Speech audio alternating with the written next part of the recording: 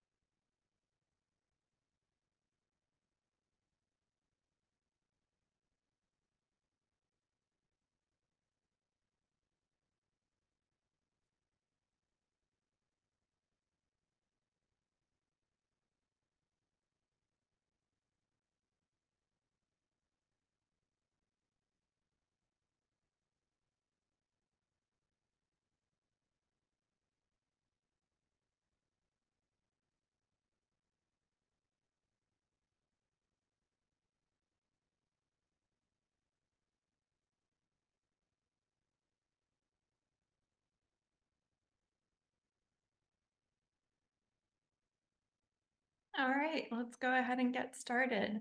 Hello again, I'm Whitney Christopher, and on behalf of Elysium Health, I'm thrilled to welcome you to today's webinar on optimizing your vision for daily life, peak performance, and eye longevity.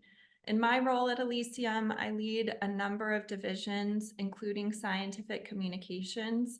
It's one of the best parts of my job because it involves working with our amazing scientific advisory board, which includes today's speaker, Dr. Theodore Leng. If you're like me, you might be excited about Vision, our newest product, which launched yesterday, and joining today's event because you have a family history of macular degeneration, or maybe unfortunately you're already dealing with age-related eye concerns. Or maybe also like me and the entire Elysium Health team, you spend way too much time on your computer every day staring at screens, and you are looking for relief and support without sacrificing productivity. Or maybe you've even picked up pickleball, you play golf or tennis, you can't wait to pull out your skis for winter sports and skiing. Maybe you read or write or even cook, any sort of fine detail work. Whatever your reason, you are in the right place to learn about visual performance and eye longevity. In a moment, I'll be turning it over to Dr. Leng, whom we worked with to develop our newest product, Vision, which, as I mentioned, launched yesterday.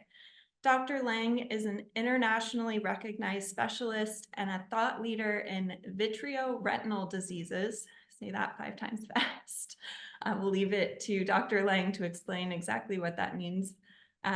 He's also a surgeon, ophthalmologist, associate professor at Stanford University School of Medicine, where if that wasn't enough, he also serves as the director of clinical and translational research at the Byers Eye Institute, where he oversees more than 50 research programs.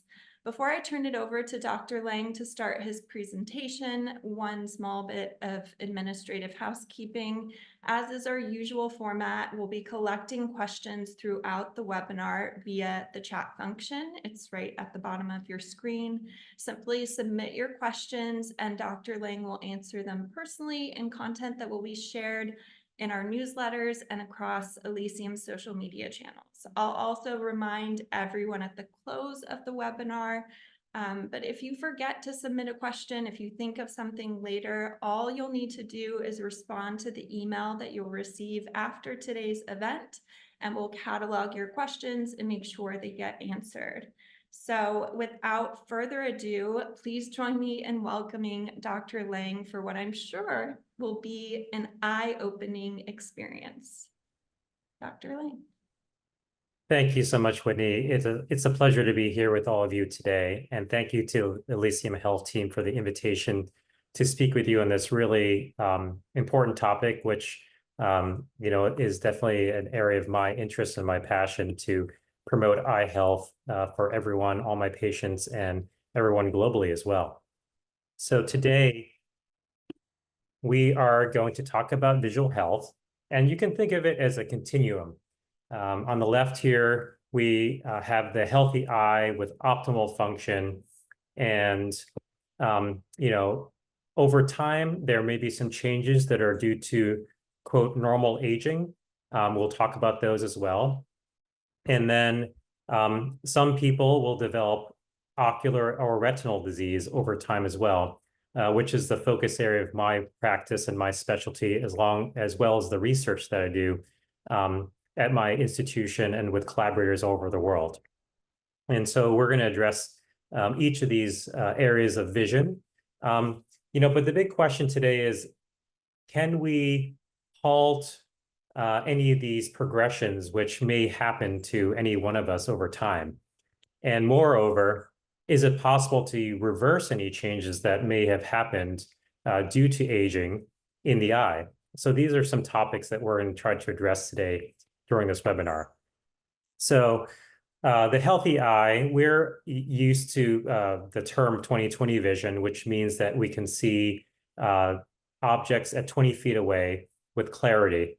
And anything below that, say you have 20/40 vision, it would take a normal person with good vision, they could stand 40 feet away from something that you'd be able to see at 20 feet away. So that's what 20/40 vision means when you are comparing to someone who has 20/20 vision.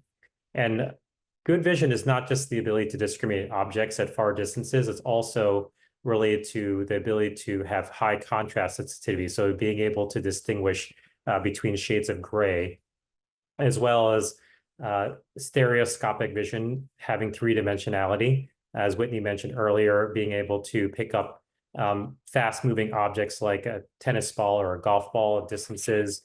The normal eye is very adaptable and reactive. So you're able to go from the brightness of being outdoors in the sunlight into a dark room and having your eyes adjust in a reasonable amount of time. So that's also another feature of a healthy eye. And all of these kind of transitions require a high amount of metabolic activity, and it is actually quite stressful on the cells themselves in the back of the eye.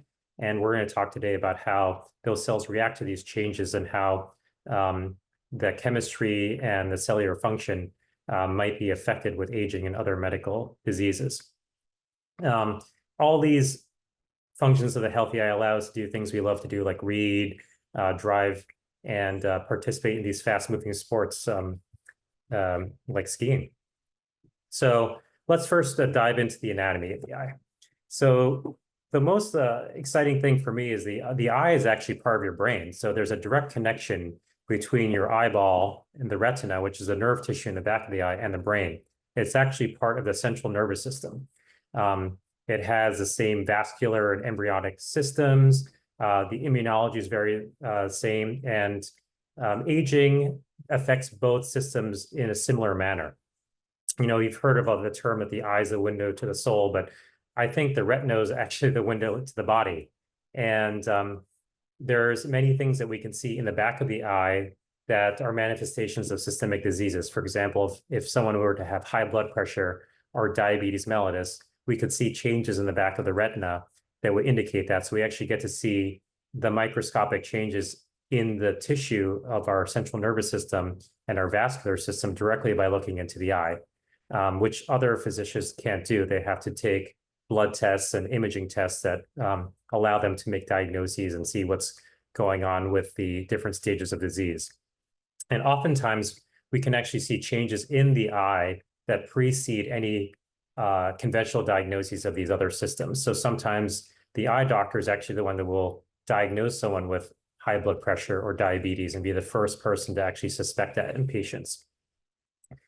An interesting study actually came out of Johns Hopkins and published in the journal JAMA Open in 2021, which actually showed how important vision is, and that visual impairment, especially decreased contrast sensitivity, was associated with a 2 times higher risk of cognitive impairment. So having low vision or decreased vision can actually affect our overall function. And I'm going to go into a few more kind of facts about that as well. Here's another study that was just recently published this month in JAMA Ophthalmology, that 19% of people with dementia are associated with at least one visual impairment. Again, highlighting the importance of vision in overall function and the ability for us to live our full lives. So a little bit more about the anatomy.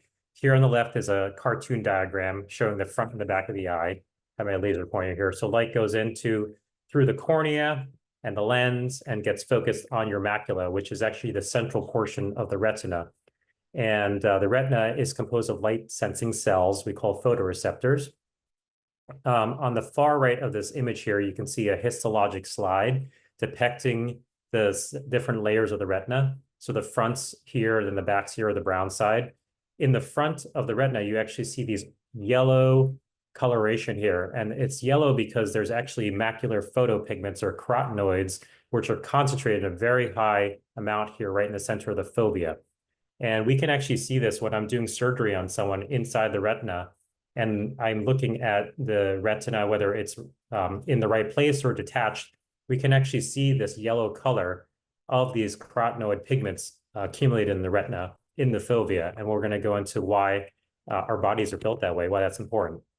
But this is what I get to see every day. And I think this is actually one of the reasons why I went to the field I went to in medicine. You know, we go through all different kinds of medical specialties as medical students and interns, and we get to experience every kind of medicine, whether it's cardiology or delivering babies or doing psychiatry. But being able to look into someone's eye and see the retina here, it's so beautiful. It really, gives me joy every day to be able to examine people. And this is a healthy eye, fortunately. On here on the right is the optic nerve, which is a circle. This is where all the nerve fibers leave the eye and get connected to your brain, kind of like a TV coaxial cable. Out of that comes the blood vessels. And this area between the two blood vessels is the macula, which actually you can see in the center of the macula, there's a little dark circular here, which is, it looks like a stain actually. And so the term macula is actually means stain in Greek. That's how the macula was coined. So it's about a 6 millimeter diameter area in the back of your eye. And it subtends about 10 degrees of visual angle. So if you put your fist out in front of you in space, that's about 5 degrees. So it's about 2 fist lengths at an arm's length is about 10 degrees of visual angle. And that's what we all use to do most of the things we do every day, like read and use the computer. And going to another portion here you can see again that yellow coloration in this cartoon depiction. We have a high concentration of these carotenoids in the center of the macula and in the fovea. So we have 3 of them, lutein, zeaxanthine, and mesozeaxanthine. And they give the retina that yellow color that we see in real life and on those histologic slides. And they're concentrated here where there's the highest concentration of photoreceptors, which are mostly cones for color vision in the center of our maculas. And we have about 6 million cones per eye, and these are used for high acuity tasks like reading and tracking fast-moving objects.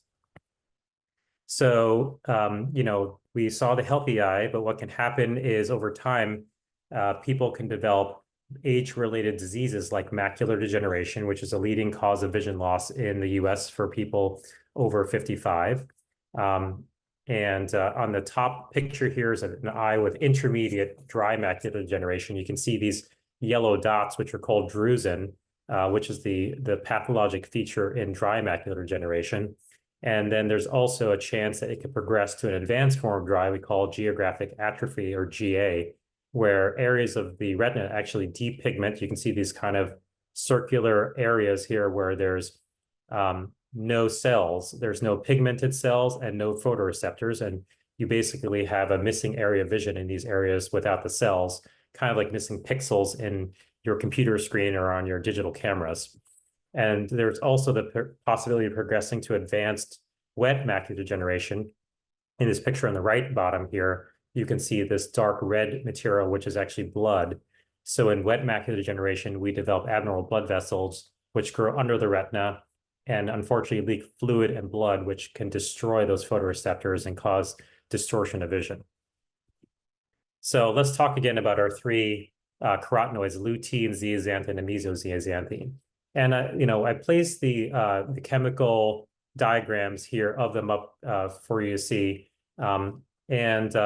If you look at them pretty quickly, they look pretty much the same. There's just a few changes as far as where some chemical bonds are placed. And actually, the main differences are actually the three-dimensional folding of these structures in space. And they are present in our environment. There's over 750 carotenoids actually out there. Only 3 of them actually in the eye. And 40 to 50 of these make their way into our typical diet. And eating well-balanced diet is, one of the best ways of getting these carotenoids and other nutrients into our bodies. So green leafy vegetables like spinach and kale actually have a high concentration of these. One interesting fact, though, is that the mesozeaxanthin is actually not easily gained from our diets. And so our body has to actually convert lutein chemically from lutein into mesozeaxanthin. So one of the 3 important carotenoids that we're going to be talking about today. So again, back into our histologic slide here on the right here, you can see this is where those mesozeaxanthin, lutein, and zeaxanthin are concentrated and give the retina this yellow hue. So if we look at the light spectrum, at the top here is all the light, different wavelengths of light. You have very short wavelengths like gamma rays and X-rays, which have a high energy. So a short wavelength is high energy. And then you have long wavelength light like radar and microwaves and things like that. Those are very long, have less energy. In the very center between ultraviolet and infrared, we have our visible spectrum, and that's kind of expanded here in the bottom. And you can see that it goes from purple to red. So the purple and the blue lights have high energy, and the red light wavelengths of light have lower energy. So, we know that ultraviolet light is harmful for the eye and the skin. It leads to skin cancer, and that has a high energy. It's a short wavelength light. In a similar fashion, blue wavelengths of light also have higher energy than non-blue wavelength lights. And what happens there is that the higher energy light of the UV, damages cells. And the way it does that is it destroys our DNA. And that can lead to mutations and ultimately things like skin cancer. So blue wavelength light also can contribute to worse visual performance. While it's not going to cause DNA damage to our skin or to our eyes, it does still cause problems to visual performance. And 3 things we're going to be talking about next are chromatic aberration, veiling luminance, and glare. And so here's an example of chromatic aberration is it causes image blur. So when the light comes into our eyes, it's focused by our cornea, which is in the very front. You think of that as like the windshield to your eye. And then there's the lens, like a lens of a camera. And different wavelength lights are actually bent by the optical system in different ways. So red light is actually focused less, and then blue wave light is focused more. And so they'll land on the retina in different areas. And because of that, even though things are focused sharply on your macula, the blue light will actually cause this little blur at the edge. So the more blue light you get, the more chromatic aberration you get. Interestingly, the cornea and the lens actually block most of the ultraviolet light from getting into the eye, which is great for the retina because it's not being exposed to a lot of ultraviolet light, which again causes DNA damage. However, that the cornea and the lens do take the brunt of that ultraviolet light absorbing it, and that could accelerate the development of a clouding of the lens, which we call a cataract. everyone develops a cataract at some point in their lives. Usually after the age of 40, we all have some lens changes, which could be considered a cataract. But if you're exposed to a lot of bright sunlight without, say, sunglasses with UV protection or wearing a hat with a brim to prevent your eyes from getting direct sunlight, you will develop cataracts more rapidly than if you don't. I used to live in South Florida, and I would have a lot of patients from the Florida Keys who were fishermen and worked on boats come up, and they would be very, very young, maybe sometime even in their 30s, with really horrible cataracts because they would work on the ocean and not wear any sunglasses at all. So one tip is please wear your sunglasses when you're out in bright sunlight. Blue light also scatters light from the atmosphere more and contributes to this, what we call veiling luminance, which is haze. So on the left picture, you can see here, there's kind of this fuzziness to the image, which is the haze, compared to the image on the right, which does not have as much of this veiling luminance. And that reduces our contrast sensitivity. And as we mentioned earlier, low contrast can contribute to poor visual performance. And lastly, intense light can also cause glare. This is reduced contrast and more visual discomfort. So if you've ever, driven your car in the late afternoon into the sun, you could see something that's up here in the top right, or at nighttime, you can have headlights come and shine your eyes and cause glare. And that could be due to those wavelengths of light. So the great news is that our eyes are designed to combat these blue light effects. That's built into our eyes. These three carotenoids, this lutein, zeaxanthine, and mesozeaxanthine, actually have an absorption spectrum right here in the high energy blue light zone. So you can see here these curves show how these molecules absorb the blue light. So built into the macula and the fovea, you saw that those yellow pigments that are living there, they're actually put there by nature to absorb up to 70% of this blue light that's causing this problem. So what happens to these carotenoids as we age? This is kind of the first area we were talking about. We're moving into the age-related changes. Here's a study done in 2010 looking at the macular pigment spatial profile with aging.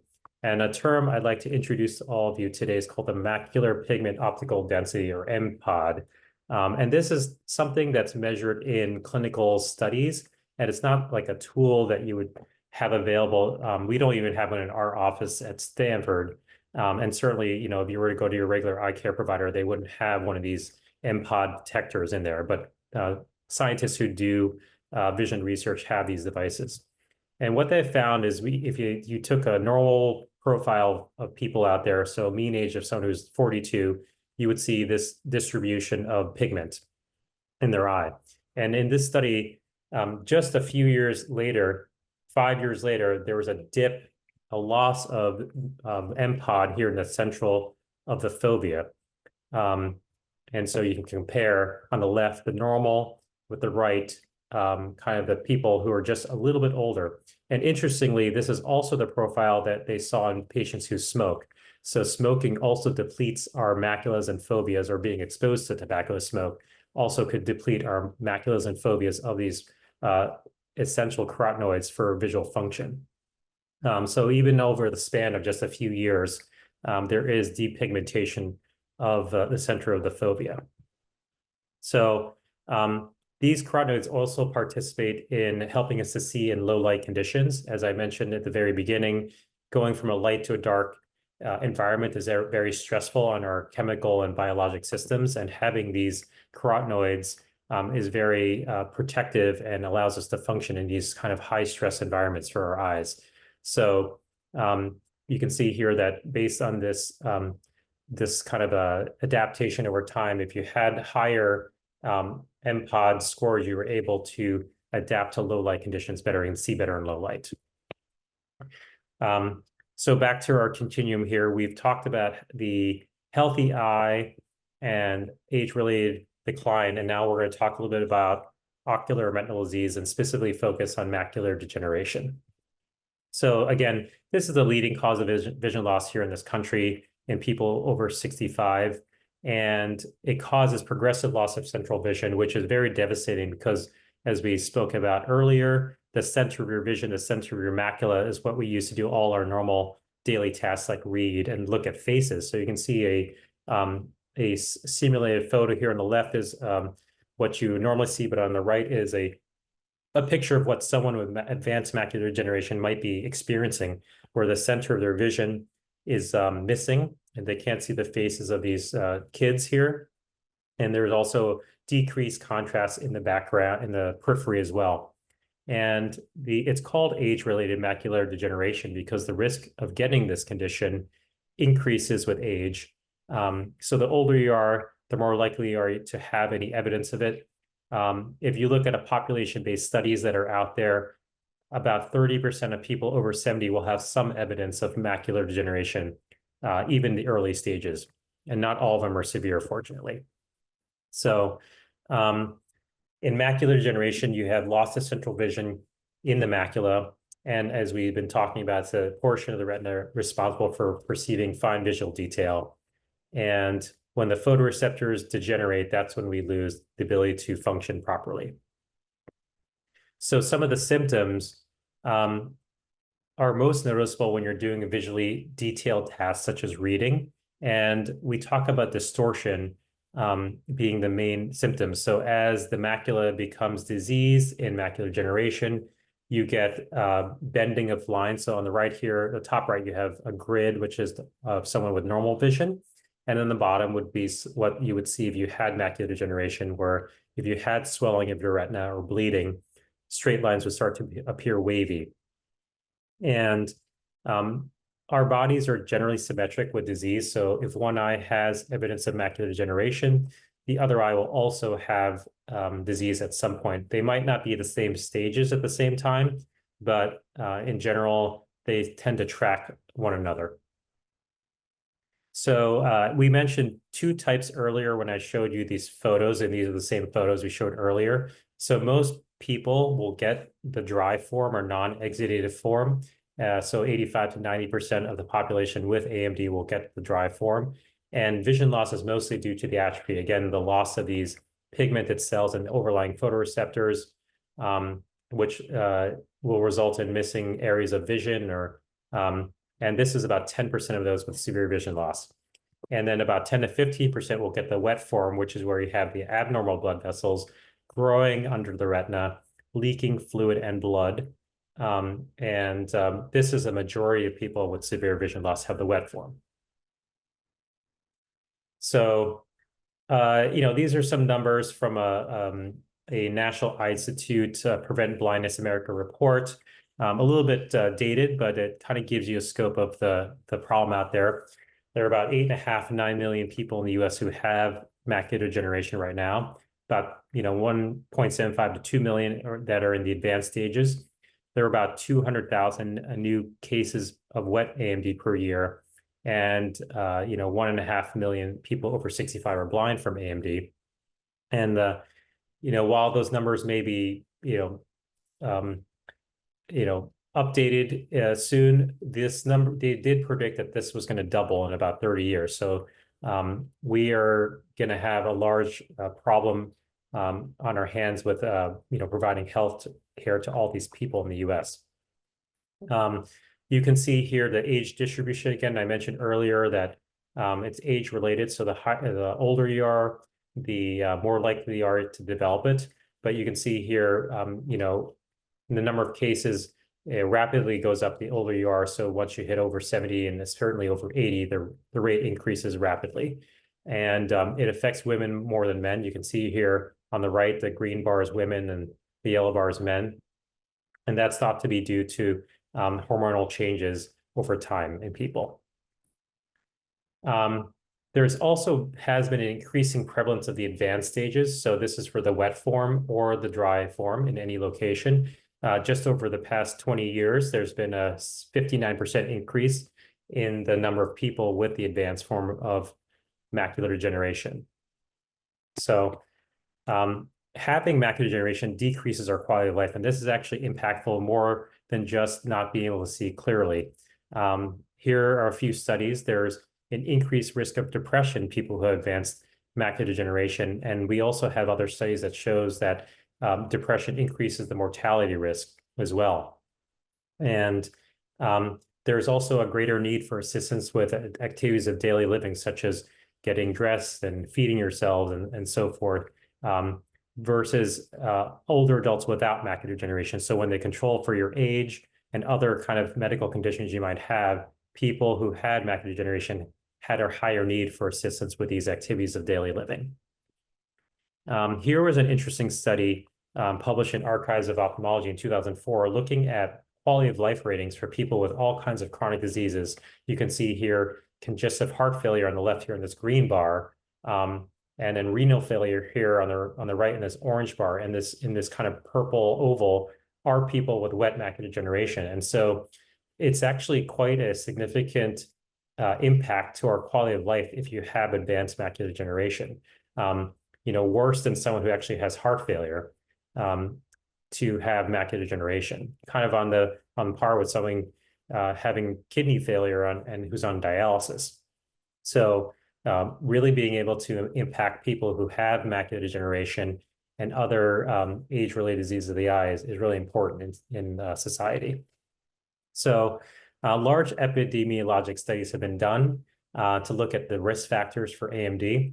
Again, age, but also other medical things like obesity, smoking or exposure to tobacco smoke, high blood pressure, heart disease, and having prolonged sun exposure, a family history, and then lightly pigmented eyes, which kind of goes with the race being higher in Caucasians, was all found to be risk factors in AMD. Some of these are obviously modifiable.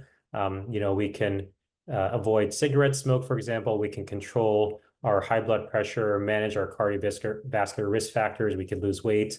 We can stay out of the sun, but some things can't be controlled for, like our genetics. So, but age was the largest risk factor for AMD. We talked about it before. Over 75, 33% of people will get macular degeneration. So I'm going to touch upon a few of these risk factors just for interest. Smokers have 2 times the higher risk of AMDs when compared with people who never smoked. And then UV light, as we mentioned earlier, damages cells, and also, in addition to damaging the DNA directly, can also cause oxidative stress. And it's theorized that this could lead to a higher risk of macular degeneration as well. And then there are specific genetic variants for people who have macular degeneration. And again, as I mentioned earlier, Caucasians are much more likely to develop it, but we also see AMD in all races and from all over the world. We have patients coming to my site from Asia and the Middle East and Europe and Africa, and everyone has macular degeneration. It's just a higher chance in the Caucasian population. So to address that, this is kind of an interesting historical fact in medicine. So back in the 1300s in Northern Europe, we had the plague, which was known as the Black Death, and 50% of the population was wiped out. It was due to this gram-negative bacteria transmitted by rats and flea bites. And what that did was it caused a selective evolution pressure here. So what happened was there's a component of our immune system called complement factor, which is used to fight infections. There's a specific complement factor called complement factor H. And there's a polymorphism, which means that the genetic code for that complement factor has small variations, which overtly don't seem to change the function of the protein. But what they did find was that certain polymorphisms were protective against surviving the plague. And so everyone who had the good plague survival polymorphism survived, and everyone who didn't died during the 1300s. But unfortunately, that polymorphism that made you survive the plague also increased your risk for macular degeneration. So, and what studies have found is that almost half of all cases of blinding AMD were due to these complement factor polymorphisms. And there's several of them, actually. There's complement factor H, there's also complement factor B, and between the two of these, that can make up almost 74% of AMD patients out there. So this is an interesting historical thing about medicine and society and how genetics could play a role in diseases, specifically here, macular degeneration. So we'll touch on a few treatments. So I kind of told you that all the bad things that could happen, but fortunately we have a lot of good things too that can prevent it and turn things around. So for dry macular degeneration, there was a large clinical trial called the Age-Related Eye Disease Study, or AREDS. And this trial was performed by the National Eye Institute, or the National Institutes of Health, from 1992 to 2001. It had about 4,700 patients. And what they studied was the benefits of antioxidant vitamins to slow the progression of macular degeneration. And what they did was they formulated an over-the-counter antioxidant supplement and found that they were able to reduce the risk of progression to advanced macular degeneration with this vitamin supplement. The original AREDS formulation includes these elements. There's beta carotene, which is essentially vitamin A. There's vitamin E, vitamin C, zinc, and copper. And what the study found was also the beta carotene increased the risk of lung cancer among people who are smoking. So I mentioned that smoking was a risk factor earlier for developing advanced macular degeneration. And fortunately, in society now, there are fewer smokers than there were back when the study was conducted.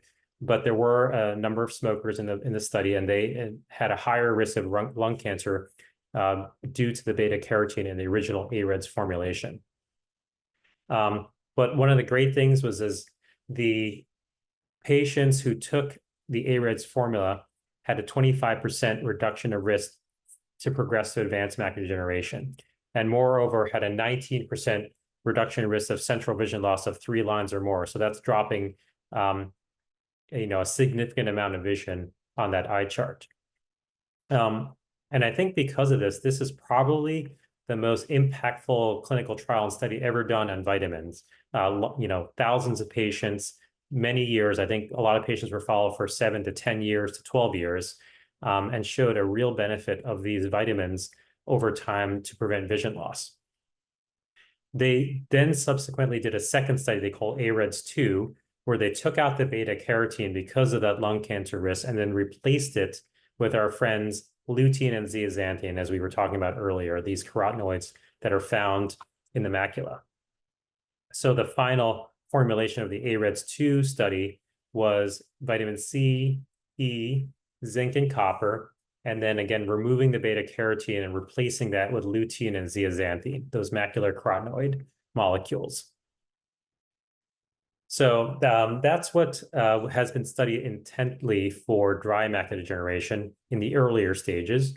We'll talk a little bit about the wet macular degeneration treatments now.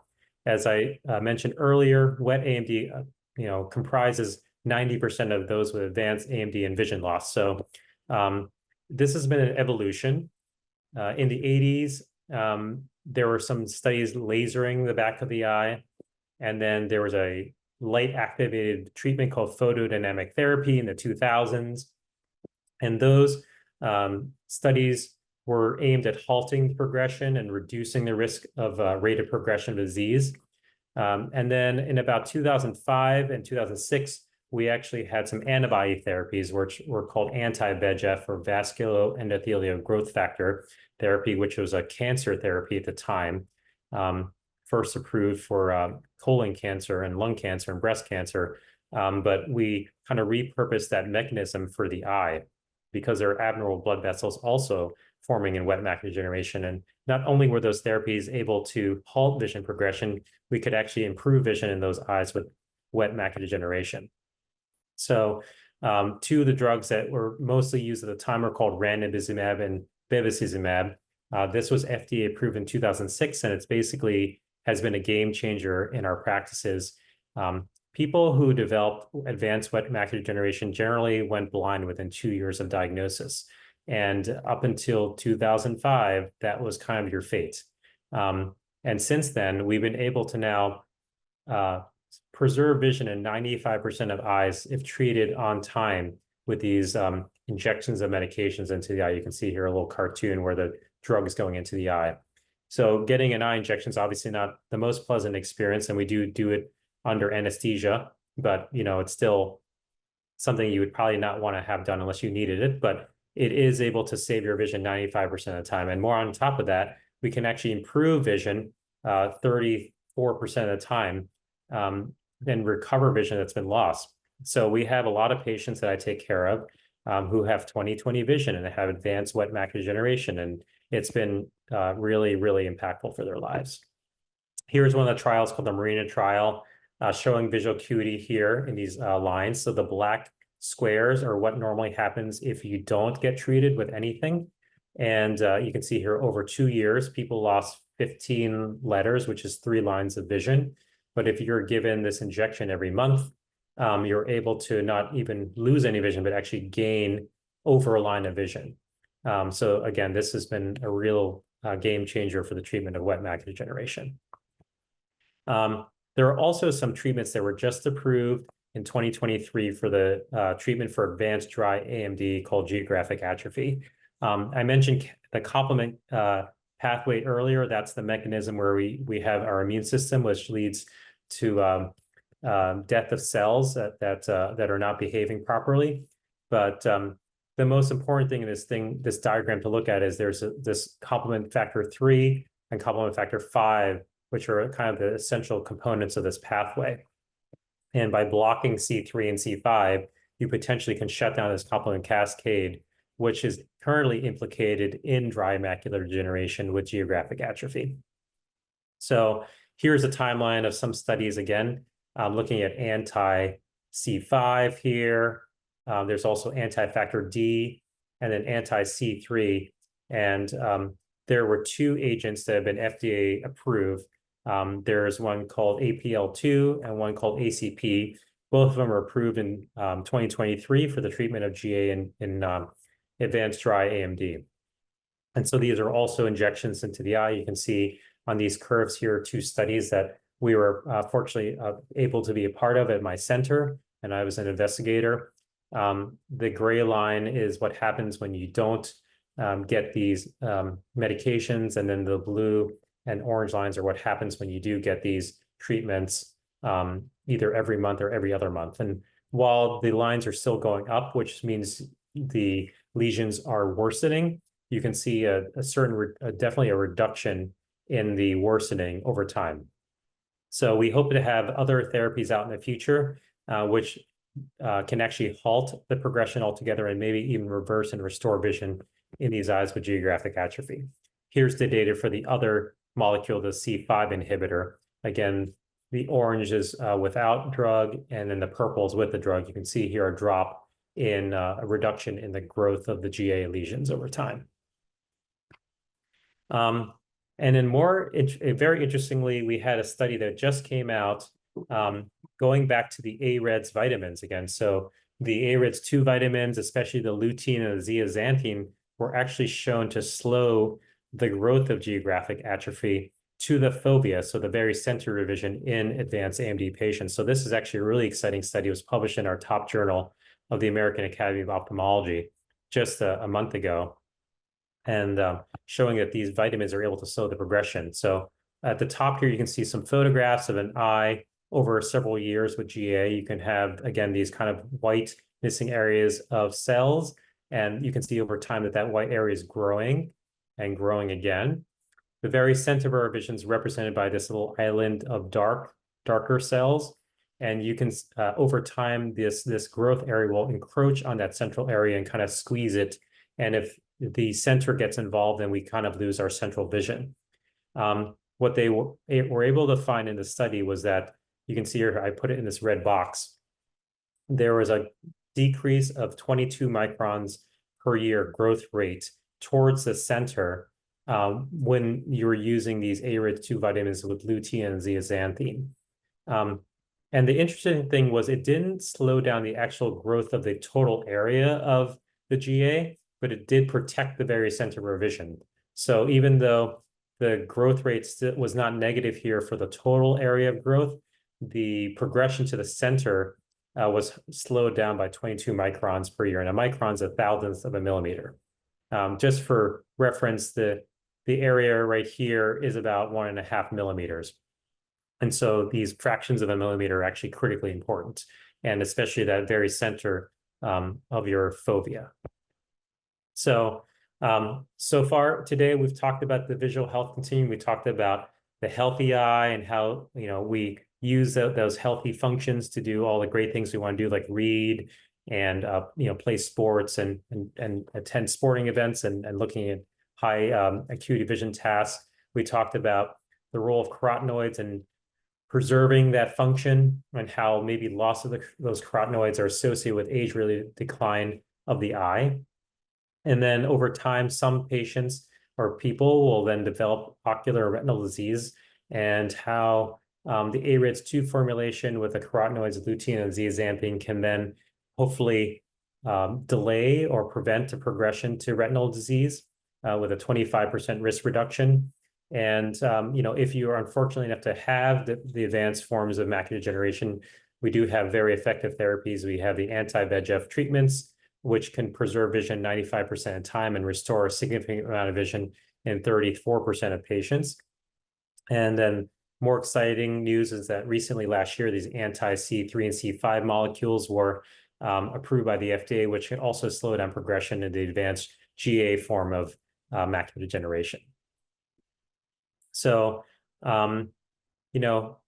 we asked the question at the beginning here, can we stop these progressions to the right, and can we maybe reverse the age-related decline back to the optimal healthy eye function?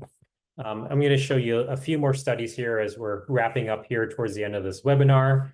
Here was a study published in 2012 in our lead scientific journal called IOVS, where they looked at people who are on average 51 years old. We're looking again at our macular pigment optical density, or MPOD again. And they just took these subjects who were otherwise healthy, about 50 years old of age, and they gave them either a placebo, lutein and zeaxanthin, or lutein, zeaxanthin, and mesozeaxanthin, which are all three of the carotenoids that we find in our fovea. And what they found over 3 months was a rapid increase in the pigment optical density of these eyes. So just by using an instrument and looking at the amount of pigment in the macula and fovea, there was a significant increase if you take all three of the carotenoids that we typically find in our retinas, and in a pretty rapid amount of time, just over 3 months, and it was maintained out to 6 months in this study. So that's kind of the anatomic improvement by taking these vitamins. Well, then how did that affect the function? So this is kind of the element of that study where they looked at how our functions were improved, and what they did find was that the vitamin supplements improve contrast sensitivity in both high and low light conditions in the subjects that took all three of these carotenoids. So we have both increased pigment and then correlating with that increased function of contrast sensitivity, and also decreased effect with glare. So they gave them, they shine a light in their eye, almost like putting a flashlight to the side of your eye and having them try to look at a measurement device. And this improved carotenoid concentration in the macula and the fovea also improve their contrast sensitivity in a glare light condition. Lastly, we're going to take a look at two more studies where if you increase the MPOD and that helps with glare. So what they did in this study was they simulated a blue haze background and then sunlight, and found that the macular pigment can help you see farther by absorbing maybe this blue atmospheric haze. And the macular pigments are also better at helping us in glare, intense lighting conditions. So the higher MPOD helps us see through glare and also in those other conditions as well. And that brings us to the end of this talk. Thank you so much for allowing me to speak with you today. It's been a pleasure. And I'm going to turn it back over to Whitney, who will go over some last elements here. And I look forward to following up with all of you and answering your questions. We'll get some other videos and materials out to address those. And hopefully this has been educational for everyone. Thanks, Whitney. Thank you, Dr. Leng. That was fascinating. Since we started researching vision and working with you, I have been just amazed at how specialized our eyes are and our bodies are to utilize things that exist in nature to allow our eyes to function and work better and preserve that function. In that last study, or one of the last studies that you shared, where you were mentioning the 3 macular carotenoids compared to the 2 macular carotenoids in AREDS2, that's one of the exciting things I think about the vision formulation, is that it's continued to build on the advancements in research. So wondering if you could share a little bit about that before we go ahead and come to a close. Sure. No, I think that was actually one of the most exciting elements of this formulation for me, because, looking at the data out there, looking at what's actually in the retina, we do have all 3. We have the lutein, the zeaxanthin, and the mesozeaxanthin. And, as I was mentioning earlier, interesting fact is that we can't really get mesozeaxanthin very easily from our diets, and our body has to produce it by converting the lutein into the mesozeaxanthin by changing the chemical structure.